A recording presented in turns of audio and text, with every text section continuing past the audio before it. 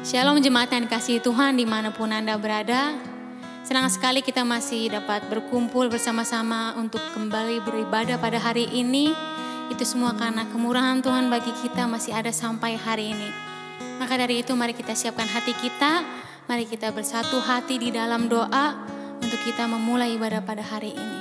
Haleluya. Bapa, terima kasih untuk anugerah-Mu bagi kami. Terima kasih Engkau masih mengasihi kami. Terima kasih untuk kemurahan-Mu bagi kami. Jika kami masih ada sampai saat ini semua karena anugerah-Mu Tuhan. Dan Tuhan, Kau yang tahu bahwa pada hari ini kami akan beribadah. Karena kami sangat rindu Bapa untuk memuji, memuliakan nama-Mu. Tuhan, Kau yang mempersiapkan hati kami. Tuhan yang mengurapi kami, memberikan kami Roh Kudus-Mu Tuhan. Agar kami dapat menerima berkat-Mu pada ibadah hari ini. Terima kasih Tuhan kalau sebentar kami akan memulainya ibadah pada hari ini. Tuhan yang urapi kami dan berkati. Tuhan dengar doa kami. Terpuji nama-Mu. Haleluya. Amin.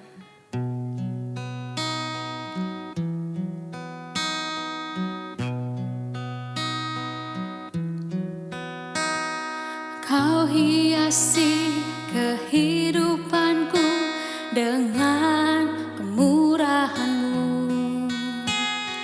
Kau rancangkan masa depanku penuh dengan harapan. Kau hiasi kehidupanku dengan kemurahan-Mu. Kau rancangkan masa depanku penuh dengan harapan. Aku ada saat ini semuanya karena kasih-Mu. Aku hidup hari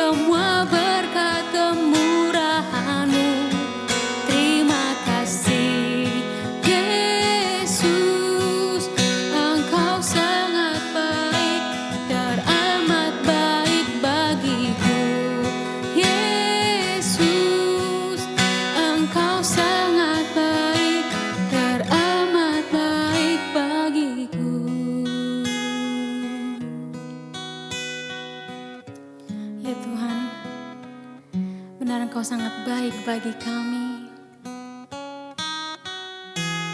sehingga kami tidak tahu dengan apa dapat kami balas kebaikan-Mu Tuhan. Anugerah-Mu bagi kami, kemurahan-Mu bagi kami, sungguh luar biasa sepanjang hidup ini. Terkadang mulut kami memang suka mengeluh, Bapa. Ampuni kami Tuhan, tapi jangan tinggalkan kami. Biarlah anugerah-Mu tetap ada bagi kami. Biarlah Engkau tetap bermurah hati bagi kami, sehingga kami dapat belajar untuk bermurah hati Bapa bagi sesama kami.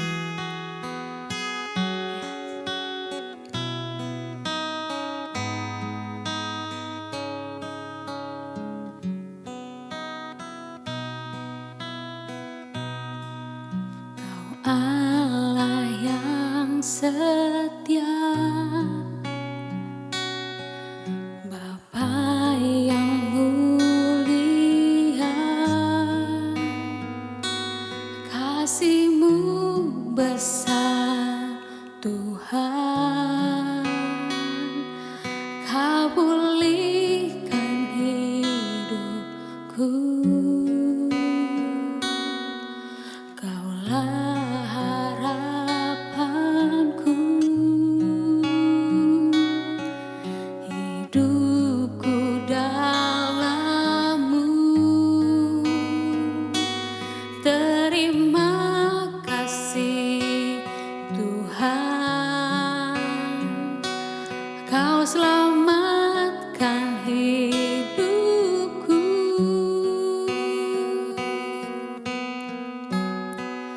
Dengan apa kan ku balas segala kebaikan-Mu? Segenap hatiku menyembah-Mu Yesus.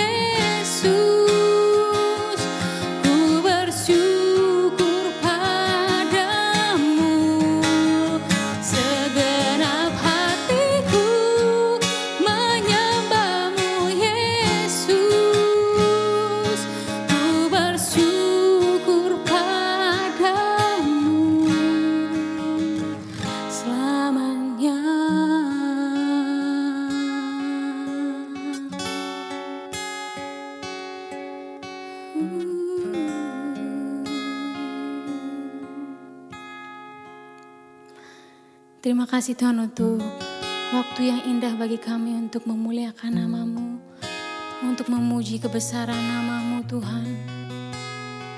Setiap pujian yang kami angkat benar ya Bapa, bahwa Engkau Allah yang baik bagi kami. Dan biarlah sepanjang hidup kami terus memuji kebesaran nama-Mu. Jangan biarkan hati kami berhenti untuk memuji kebesaran Engkau Tuhan. Biar kami selalu mengingat ya Bapa akan kebaikan-Mu bagi kami. Ajar kami untuk terus bersyukur ya Bapa. Terima kasih Yesus. Dan sebentar kami akan mendengarkan firman-Mu Tuhan.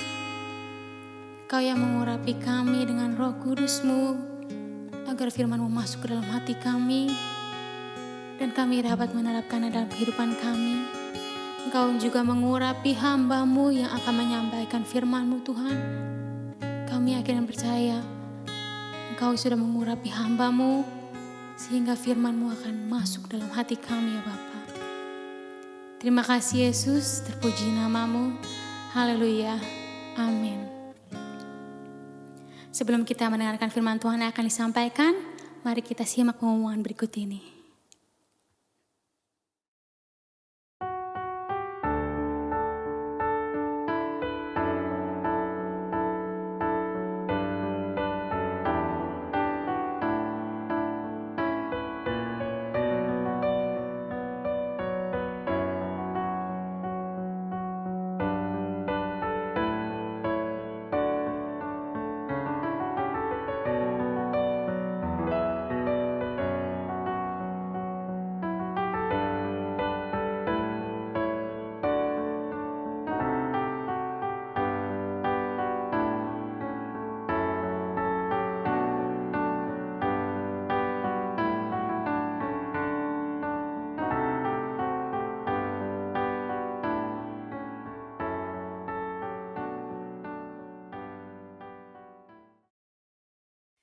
Puji Tuhan Bapak Ibu, hari ini kita bertemu kembali di dalam ibadah online di minggu ini.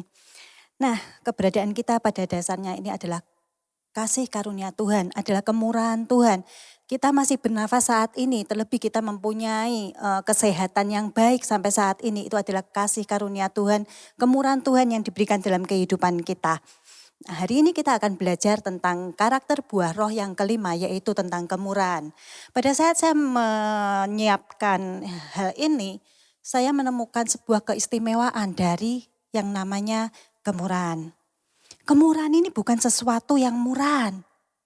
Sebaliknya dia mempunyai nilai yang sangat luar biasa, mempunyai nilai yang sangat tinggi. Mengapa? Karena tidak semua orang memiliki yang namanya kemurahan. Semua orang kepingin mendapat kemurahan, kepingin memperoleh banyak kemurahan, namun berat hati untuk melakukan kemurahan. Padahal Tuhan Yesus di dalam Lukas pasal yang ke-6 ayat 36 dikatakan bahwa hendaklah kamu murah hati, sama seperti Bapamu adalah murah hati. Tuhan tidak pernah memberi kita perintah yang tidak bisa kita lakukan. Apa yang diperintahkan Tuhan pada manusia, semuanya sudah terukur. Pada saat penciptaan manusia, kita diciptakan Tuhan serupa dan segambar dengan Allah. Kita diciptakan Tuhan sesuai dengan apa yang menjadi dirinya sendiri. Berarti sifat-sifat yang ada pada Tuhan juga diberikan kepada kita, termasuk kemurahan hati. Kalau kita pada saat penciptaan diperlengkapi Tuhan dengan kemurahan hati, mengapa kita menemukan orang yang tidak murah hati?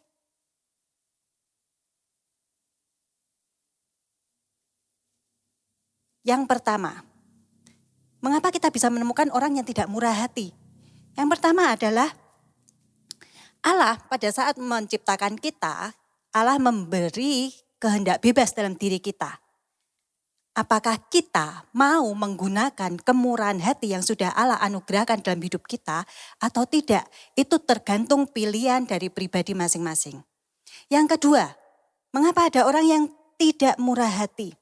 Mungkin orang itu lupa kalau keberadaan kita saat ini itu adalah karena kemurahan Tuhan. Dan kemurahan Tuhan inilah yang harus kita bagikan kepada orang lain. Supaya orang lain juga menerima, juga mengalami kasih karunia Tuhan. Yang ketiga, dan ini yang paling sering terjadi. Bahwa orang itu mempunyai mindset yang salah. Kebanyakan orang mengira, berpikir bahwa dengan kemurahan hati, dengan murah hati itu adalah identik dengan pemberian materi. Kalau kita lihat apa sih arti dari orang yang murah hati? Orang yang murah hati adalah orang yang siap dan rela menyentuh kehidupan orang lain, membantu mereka yang membutuhkan pertolongan, dan mendorong orang lain untuk bertumbuh dan lebih dekat dalam Tuhan. Dari definisi ini jelas bahwa kemurahan hati itu tidak melulu berbicara tentang pemberian materi. Bahkan murah hati itu lebih dari pemberian materi. Apa sih bentuk lain dari kemurahan hati ini? Bentuk lain dari kemurahan hati ini adalah simpati dan empati. Apa itu simpati dan empati? Simpati dan empati adalah perhatian yang kita berikan kepada orang lain. Ada suatu perasaan yang timbul di dalam diri kita yang melibatkan emosi secara mendalam. Dan kita mempunyai sudut pandang seperti sudut pandang orang itu. Empati ini adalah sebuah dasar dari seseorang membantu orang lain. Seseorang bermurah hati buat orang lain. Nah, Tuhan Yesus ketika dia suatu hari melewati kota Nain, Tuhan berpapasan dengan serombongan orang yang membawa keranda.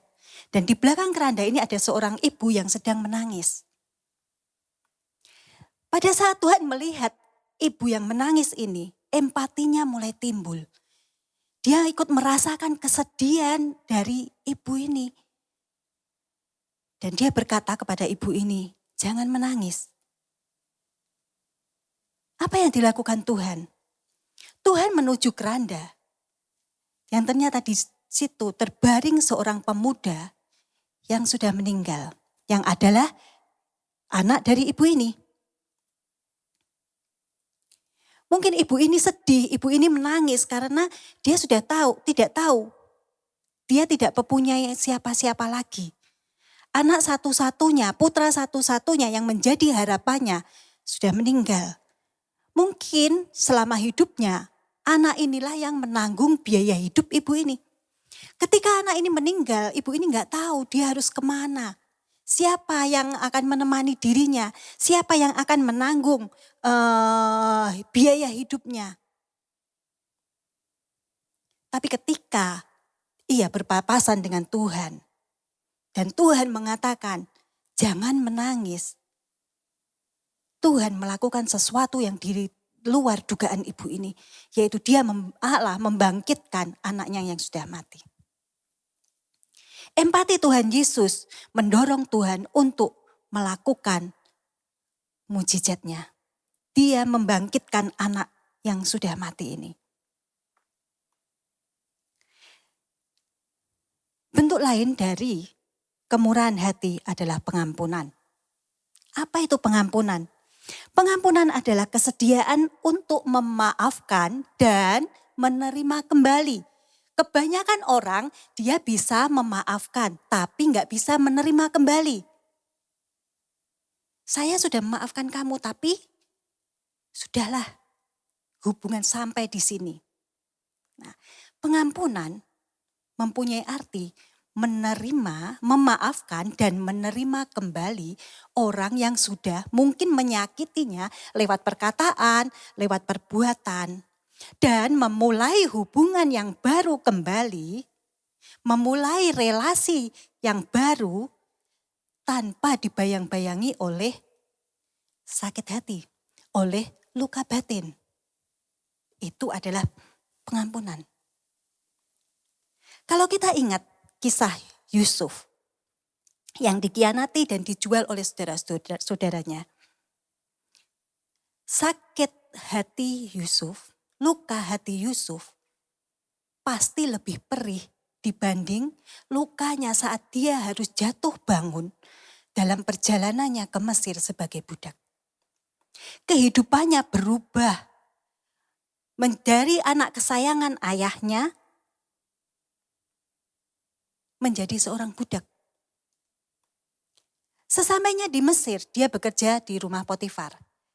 Dan tak berapa lama kemudian, dia dimasukkan penjara oleh istri majikannya untuk suatu hal yang tidak pernah dia lakukan.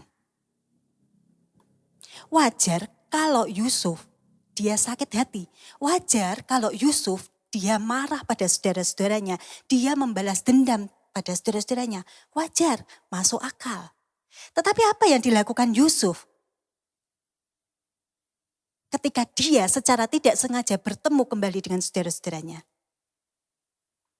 Yang dilakukan Yusuf adalah dia mengundang saudara-saudaranya untuk duduk makan sehidangan dengan dia.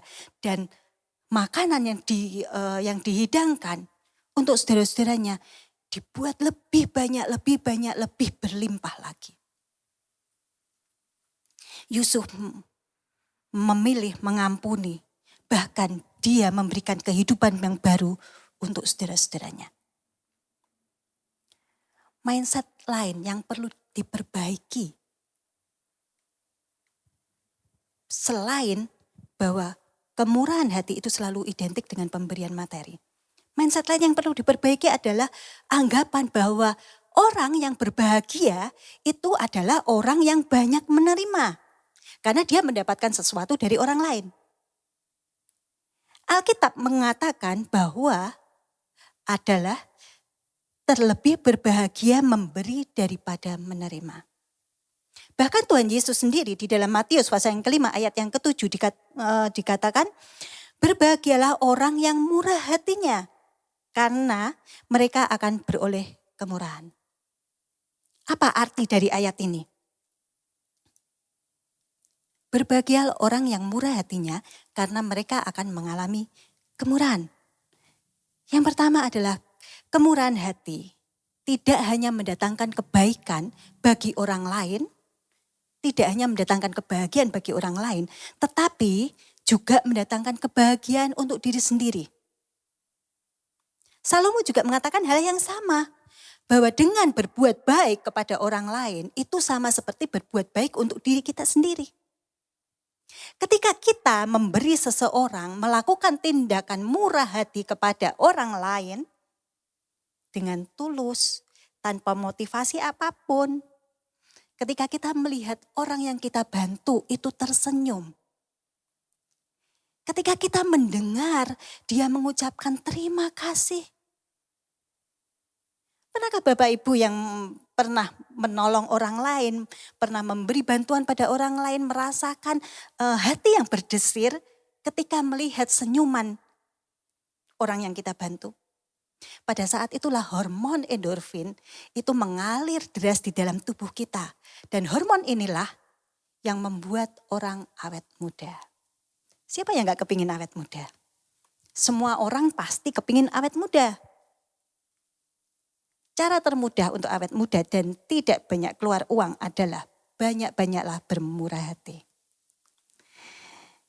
Arti yang kedua, kemurahan hati itu adalah mata rantai berkat dari Allah kepada kita melalui sesama.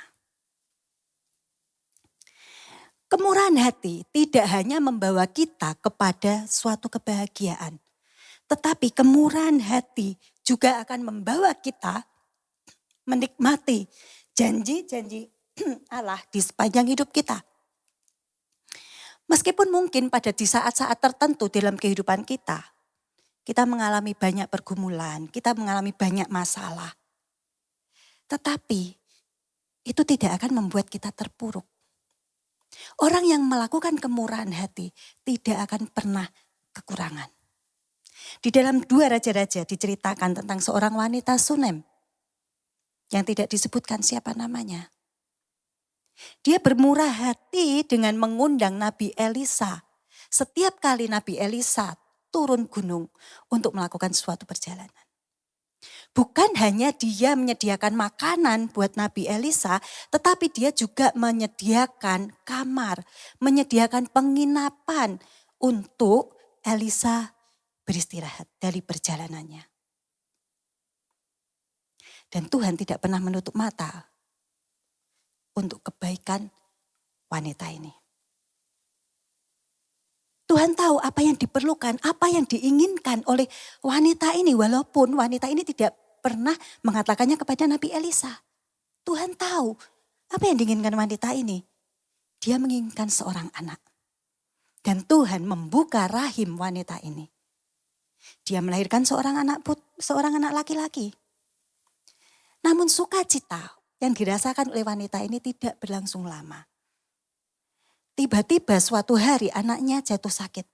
Dan ini membawa kematian untuk anaknya. Sekali lagi kemurahan Tuhan menaungi wanita yang murah hati ini. Atas doa Elisa, anak ini dibangkitkan kembali. Wanita ini kembali bersukacita dengan keluarganya. Dan kehidupan terus berputar. Dan suatu kali timbul kelaparan di Israel. Wanita ini dia harus mengungsi ke negeri Filistin selama 7 tahun.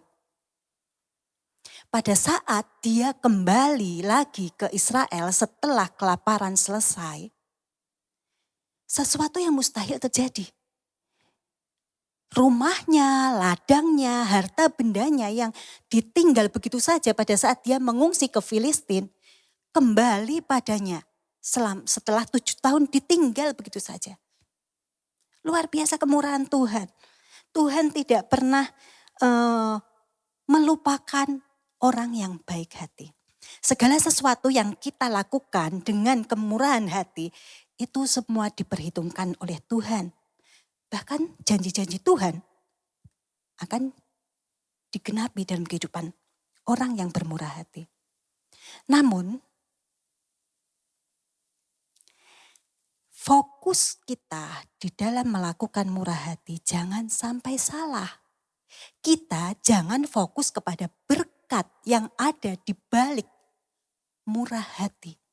Tetapi kita harus fokus bahwa kita ingin menyenangkan hati Tuhan.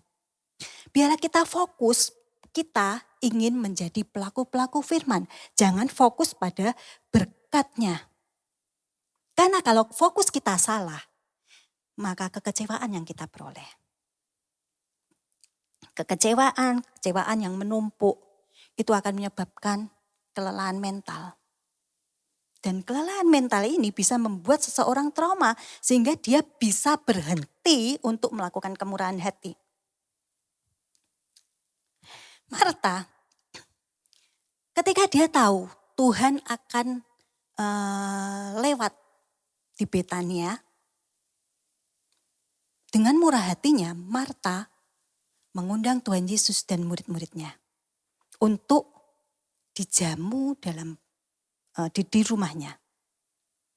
Marta menyiapkan segala sesuatunya dengan luar biasa. Dia masak, dia menyiapkan rumahnya, dia menyiapkan meja yang akan dipakai. Dan dia bekerja dengan luar biasa. Tetapi rupanya Marta salah fokus.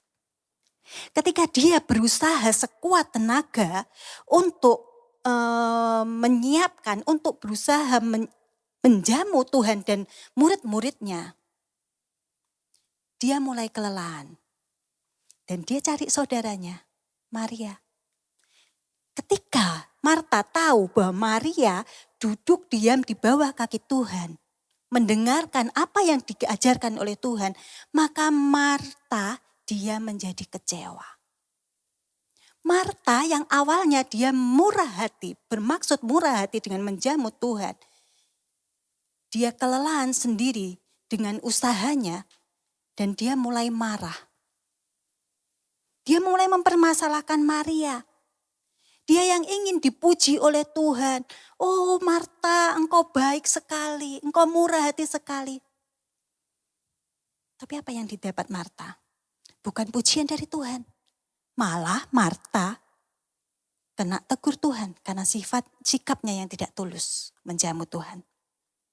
Nah, bagaimana supaya kita tidak salah fokus? Bagaimana supaya kita tidak lelah bermurah hati walaupun kita menemui banyak rintangan, banyak masalah di depan kita? Tuhan sudah menyediakan penolong bagi kita, yaitu Roh Kudus. Roh Kudus inilah yang akan membantu kita. Roh Kudus inilah yang akan membimbing kita. Roh Kudus inilah yang akan menolong kita mengubah mindset kita yang salah. Roh Kudus inilah yang akan menghentikan sikap kita yang salah, menghentikan ambisi-ambisi kita, menghentikan perilaku-perilaku kita yang tidak berkenan di hadapan Tuhan, yang mungkin menyakiti sesama, yang melalui perkataan kita, melalui perilaku kita, ataupun kita malah menyakiti diri kita sendiri. Roh Kudus inilah yang akan membantu kita menjadi pribadi yang lebih baik lagi. Menjadi pribadi yang dapat menghasilkan karakter-karakter ilahi. Nah, Bapak Ibu, tidak ada alasan bagi kita untuk tidak bermurah hati. Mungkin ada orang yang berkata, aku gak punya uang untuk aku berikan. Untuk aku bagikan. Oh, mungkin Anda punya keterampilan.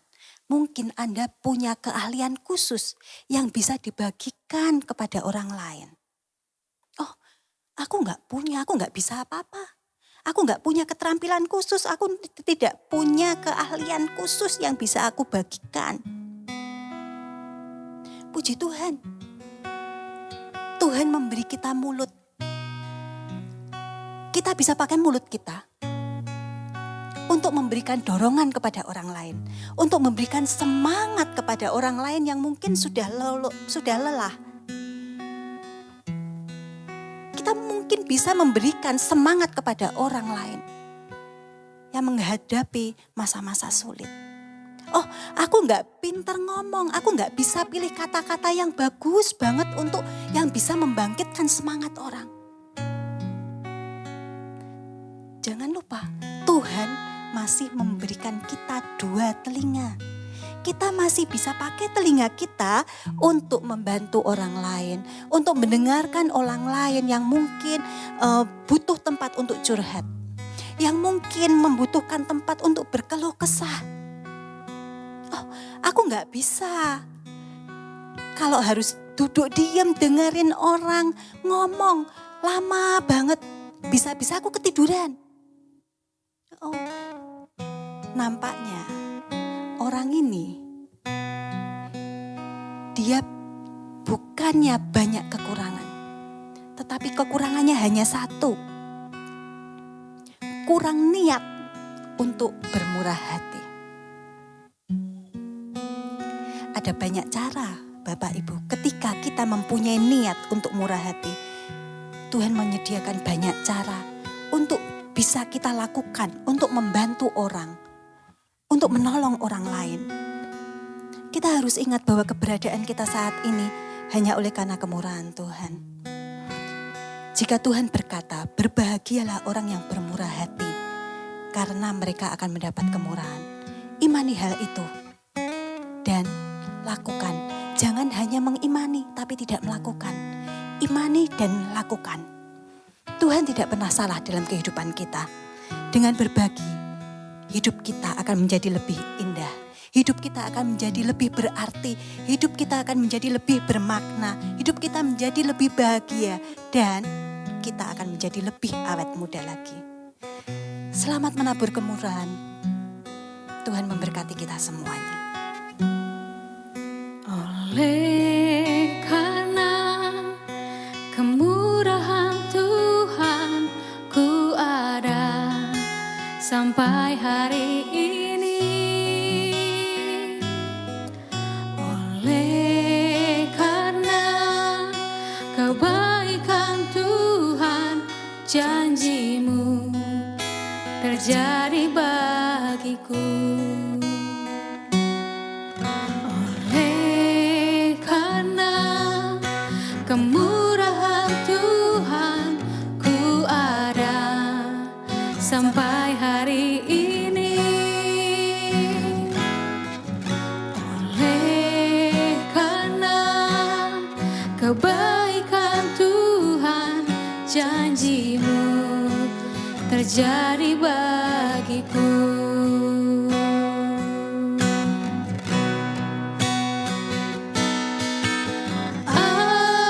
Aku percaya berkat-Mu atasku melimpah, kebajikan, kemurahan selalu mengikutiku. Ku puji, ku sembah Kau Tuhan. Aku percaya berkat-Mu atasku melimpah, kebajikan, kemurahan selalu mengikutiku. Ku puji, ku sembah Kau Tuhan. Kebajikan, kemurahan selalu mengikutiku. Ku puji, ku sembah Kau Tuhan. Kebajikan, kemurahan selalu mengikutiku. Ku puji, ku sembah Kau Yesus. Haleluya. Saudara terkasih, kita bersyukur firman Tuhan menjamah hidup kita. Mungkin selama ini kita kurang berkemurahan kepada orang lain. Firman Tuhan menasihatkan kepada kita, kalau kita mau, kita mampu melakukan. Izinkan saat ini Roh Kudus bekerja dalam hati kita. Taruh tanganmu di dadamu. Katakan pada Tuhan, Tuhan, aku mau melakukan firman-Mu. Dan bila Roh Kudus, Engkau boleh melingkupi hidupku. Engkau boleh menjamah aku. Sehingga buah-buah roh itu ada dalam hidupku dan aku mampu melakukannya. Terima kasih Tuhan. Jamah setiap kami yang sudah mendengar firman-Mu. Bekerjalah dalam hidup kami Tuhan. Sertai kami Tuhan saat kami dalam pergumulan untuk memulai melakukannya. Biarlah kami menjadi orang yang berkemenangan. Terima kasih Tuhan. Mari kita berdoa bersama. Tuhan Yesus, terima kasih buat firman-Mu. Firman yang lembut tetapi tajam. Mengingatkan kami, menyadarkan kami Tuhan. Untuk kami mau berbuat apapun yang bisa kami lakukan. Dan kami percaya Tuhan, setiap keadaan yang ada, Tuhan selalu bekerja mendatangkan kebaikan. Dan saat ini Tuhan, saat yang tepat untuk kami berbuat kasih, untuk kami berkemurahan kepada orang-orang lain melalui apa yang kami punya. Mungkin melalui telinga kami boleh mendengarkan keluh kesah, cerita mereka. Banyak orang yang membutuhkan untuk didengar Tuhan. Mungkin melalui mulut kami boleh menyampaikan firman, menyampaikan kabar baik, memberikan semangat Tuhan. Kami mau melakukannya Tuhan. Mungkin melalui materi, meskipun sedikit yang kami punya, kami boleh berbuat untuk meringankan beban orang lain. Terima kasih Tuhan. Kami mau melakukannya Tuhan. Kami mau menjadi berkat bagi banyak orang, bagi orang lain Tuhan. Terima kasih. memberkati setiap umat-Mu, setiap yang mengikuti ibadah dimanapun mereka berada. Berkat Tuhan melimpah atas hidup kami. Kalau mungkin di antara mereka ada yang sakit, Tuhan Yesus, Tuhan jamah, Tuhan sembuhkan mereka. Mereka yang punya beban masalah, Tuhan boleh menolong mereka. Mereka yang sedang kesulitan ekonomi, Tuhan memberikan jalan. Dan kami percaya Tuhan, Engkau tidak pernah meninggalkan kami Tuhan. Engkau selalu menolong, Engkau selalu memberikan jalan keluar bagi setiap umat-Mu. Terima kasih Tuhan. Saat ini kami boleh menerima berkat-berkat-Mu Tuhan. Kekuatan yang daripada Engkau. Kami juga doakan Tuhan buat keadaan bangsa dan negara kami. Tuhan juga boleh pulihkan. Tuhan boleh menolong, khususnya pemulihan ekonomi. Tuhan boleh menolong sehingga bangsa, negara, seluruh rakyat boleh bangkit kembali untuk menjalani hari-hari dengan penuh semangat. Terima kasih Tuhan Yesus. Orang yang sakit Tuhan jamah, Tuhan sembuhkan. Juga kerinduan kami untuk kami boleh beribadah kembali bersama-sama. Tuhan boleh membuka jalan. Berikan hikmat kepada kami untuk kami boleh mengetahui waktu yang tepat dari Tuhan. Dan kami percaya Tuhan, Engkau mengasihi setiap umat-Mu. Kami juga doakan buat keadaan gereja-gereja yang lain. Mereka juga boleh menerima berkat daripada Engkau. Tuhan boleh menolong sehingga setiap firman boleh diberitakan, semua boleh dikuatkan. Terima kasih Tuhan. Dan sebelum kami akhiri ibadah ini, kami rindu menerima berkat daripada Engkau. Oleh karena saudara kekasih, kita angkat tangan kita terima berkat dari Tuhan. Turunlah, terimalah berkat dari Allah Bapa di surga. Cinta kasih sayang dari Putra yang tunggal Tuhan Yesus Kristus Juru Selamat kita. Dan persekutuan yang indah dari kuasa Roh Kudus yang tinggal terus menyertai memberkati kita. Mulai saat ini sampai selama-lamanya. Terimalah dengan iman di dalam berkat nama Tuhan Yesus Kristus. Semua percaya katakan amin. Tuhan Yesus memberkati. Shalom. Sampai bertemu kembali.